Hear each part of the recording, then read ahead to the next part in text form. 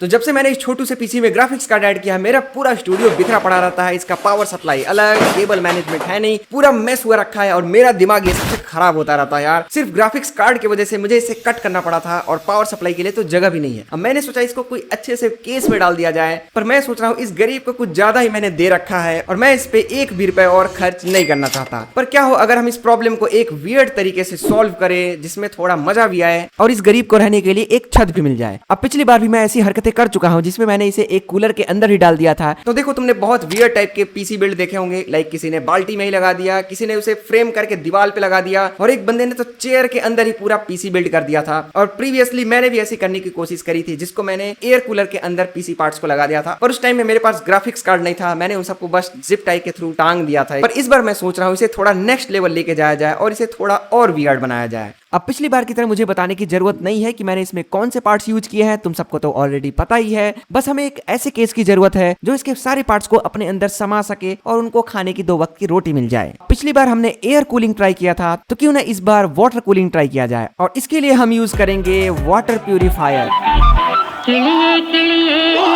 Money money में अब इसका साइज तो इनफ है एंड आई होप कि ये सारे पार्ट्स को इजीली हैंडल कर पाएगा और काफी स्टर्डी भी है। अब इस पीसी बिल्ड में मेन कंपोनेंट इसके 3 ही हैं जो कि स्पेस ले सकते हैं। वो है इसका मदरबोर्ड, ग्राफिक्स कार्ड और पावर सप्लाई, दैट्स इट। इसके अलावा बचता है हार्ड डिस्क या एसएसडी जो कि वो बेयरली कोई जगह लेंगे, तो हमें इसको सबसे पहले फिगर आउट करना पड़ेगा।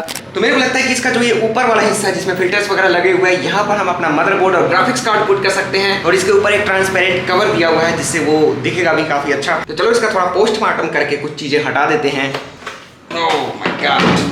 एंड आई थिंक इसके ऊपर वाले ट्रांसपेरेंट एरिया में इसका मदरबोर्ड फिक्स हो जाएगा। पर इसमें एक प्रॉब्लम ये आ सकती है कि इसका ग्राफिक्स कार्ड थोड़ा हैवी है जिसके लिए हमें इसको सपोर्ट देना पड़ेगा वरना ये इजीली ब्रेक हो जाएगा। अब इसमें एक और चैलेंज यहाँ पर ये आ रही है कि इसके फैन को मैं अपवर्ड रखूं या डाउनवर्ड। अगर मैं इसको सीधा इस तरह लगाता हूँ ताकि इसका लोगो अगर सीधा दिखे तो इसके लिए ना इसका एयर फ्लो ब्लॉक हो जाएगा नीचे वाले इस पोर्शन से। और अगर मैं इसे ऊपर करता हूँ तो ऊपर में मुझे कुछ ना कुछ इस वाले ट्रांसपेरेंट वाले जो कवर है इसमें मेरे को कुछ ना कुछ होल्स करने पड़ेंगे। एंड आई थिंक इसे डाउनलोड रखना ही बुद्धिमानी की बात होगी ताकि हमें इसे सपोर्ट के लिए कम स्पेस भी देना पड़े। और रही बात इसके गर्म वायु को बाहर निकालने के लिए, तो हम इसमें एक एयर फ्लो लगा देंगे। पर आई थिंक हमें सबसे पहले इसके मदरबोर्ड को फिक्स कर लेना चाहिए ताकि हमें एक फाउंडेशन मिल सके। और इसका ये जो सीपीयू फैन देख रहे हो इसके लिए भी हमें कोई जुगाड़ सोचना पड़ेगा क्योंकि इसका स्क्रू सबसे पहले तो छोटा है और इसके नीचे कोई सपोर्ट दिया नहीं हुआ है, जिसके लिए मेरे पास एक जुगाड़ है। नहीं, रुको, मैं बस कर रहा हूँ कि जिप टाई से हम इसे फिक्स कर सकते हैं, इसकी जरूरत नहीं पड़ेगी आई गेस। और इसका जो मदरबोर्ड है मैंने देखा कि ये काफी फ्लेक्सिबल हो रहा था, अगर मैंने जबरदस्ती कर दी तो ये हो सकता है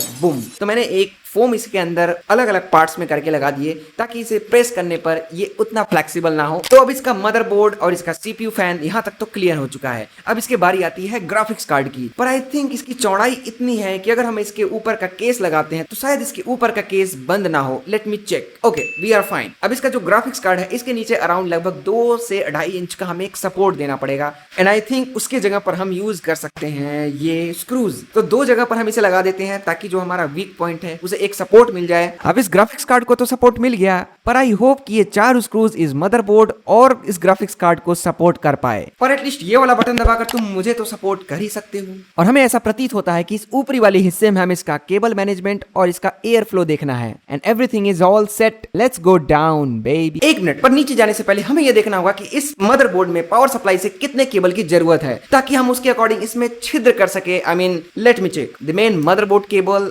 okay, check. CPU check, 2 PCIs and check. Okay, तो टोटल हमारे पास 4 केबल्स हैं जो कि इस अपर एंड लोअर कंपार्टमेंट को डिवाइड करता है। इसमें हमें एक होल करना पड़ेगा ताकि हम इन चारों केबल्स को इसके थ्रू पार कर सके। अब ये पीसी देखने में बिल्कुल भी एस्थेटिक नहीं लगता है, आई एडमिट, पर इसका मेकअप वगैरह तो होता रहेगा। पहले इसमें जान डाल दी जाए। और जान से याद आया कि इसके पावर सप्लाई को मैं इसके बॉटम में रख के बस छोड़ सकता हूं, पर मैंने कहा कि अब मैं लेजी तो हूं, और इसके लिए मुझे यहाँ से कटआउट निकालना पड़ेगा ताकि मैं इसे स्क्रू से फिक्स कर सकूं। पर इसके बाद मुझे इसका केबल मैनेज करने को मत बोलना प्लीज, मुझे केबल्स देखते ही मौत आने लगती है। अब इस पॉइंट पे तुम कह सकते हो कि हाँ मेरे पास कुछ यंत्रों की कमी है, अब मैं ये जॉब थोड़े करता हूँ, तो जो भी यंत्र हमारे पास अवेलेबल है हम उसी से काम चला रहे हैं। और इनफैक्ट मैं कहना ये चाह रहा हूँ कि तुम आम खाओ, तुम्हें गुठली से क्या मतलब, राइट। अब यहाँ तक हमने सारा कुछ इसका सेट कर दिया, इसके केबल को हमने ऊपर तक पहुंचा दिया। अब इसका जो मेन कंसर्न है, जो कि तुम सब भी ऑलमोस्ट बोलने ही वाले हो कमेंट सेक्शन में, कि भाई इसका एयर फ्लो, कहां से एयर आएगा और कहां से जाएगा। I know that is the most concerning thing in this PC, I mean PC case. तो इसके लिए मैं ये सोच रहा हूँ कि देखो मेरे पास एक एक्स्ट्रा पड़ा हुआ है जो इसके एयर को बाहर निकाल सकता है, उसे तो मैं इस साइड पे लगा दूंगा, पर एयर को इन करने के लिए मेरे पास कोई जुगाड़ अभी तक नहीं है और उसके बारे में मैं अभी तक सोच रहा हूँ। पर आई डोंट थिंक कि मेरा पीसी खराब हो जाएगा, पर आई थिंक मुझे इसका टेस्ट करना चाहिए कि क्लोज्ड एनवायरनमेंट में आखिर इसका टेम्परेचर कितना राइज होता है विदाउट प्रॉपर एयर फ्लो। तो सबसे पहले मैं इसका केस हटा के टेस्ट कर लेता हूँ और देखता हूँ कि मैक्स टेम्परेचर कितना जाता है, और इसके लिए मैं सिर्फ जीपीयू स्ट्रेस टेस्ट कर लूंगा। तो ठीक है, इसके लिए हम यूज करेंगे फरमार्क 2। ओके, तो टेस्ट स्टार्ट होता है अब, और 5 मिनट के टेस्टिंग के बाद तुम देख सकते हो मैक्सिमम टेम्परेचर 68, 69।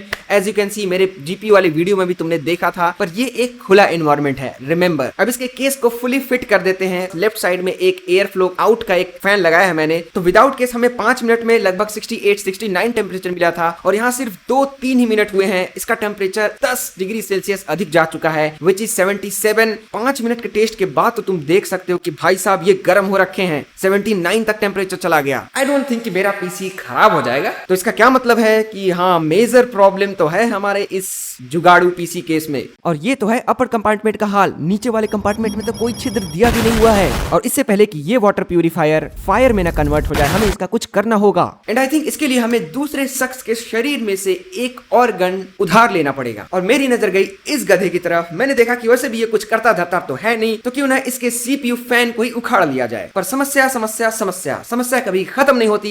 इसमें 4 पिन वाला फैन लगा हुआ है, जो कि इस मदरबोर्ड में कोई भी स्लॉट दिया नहीं हुआ है। पर कोई बात नहीं, हमारे पीएसयू से एक मोलेक्स केबल आया हुआ है, जिसके थ्रू हम इसे मोलेस्ट कर सकते हैं। अब मेरे पास 2 फैन तो आ चुके हैं, पर मुझे समझ में ये नहीं आ रहा कि कौन से फैन को मैं इनवर्ड यूज करूं और कौन से फैन को आउटवर्ड। और प्रॉब्लम ये भी है कि इसमें से एक फैन फुल स्पीड पे रन होता है, पर दूसरा वाला फैन नॉर्मल स्पीड पे ही रन हो रहा है। अब मुझे कंफ्यूजन हो रहा था कि भाई किसको कहां यूज करे, तो मैंने कहा चलो दोनों ही ट्राई कर लेते हैं। अब ये जो तुम पहला वाला टेस्ट देख रहे हो, इसमें हाईएस्ट स्पीड वाले फैन को मैंने इनवर्ड यूज किया है, यानी कि बाहर के एयर को ये अंदर लेके आएगा।